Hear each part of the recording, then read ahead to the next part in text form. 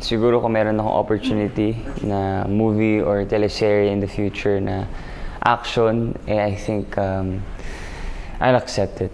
Kasi challenging nga, tsaka parang sabay workout na rin eh.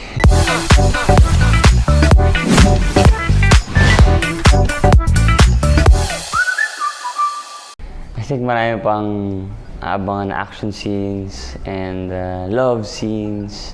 Love scenes meaning, nga, like yung mga nakakakilig.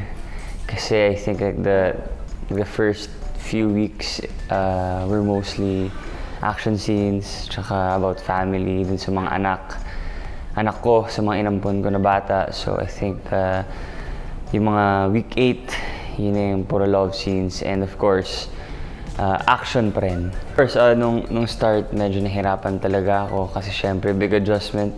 Yung action kasi, hindi lang siya talaga action.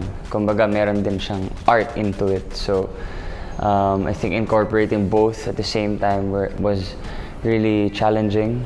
But as I went along the way, okay naman.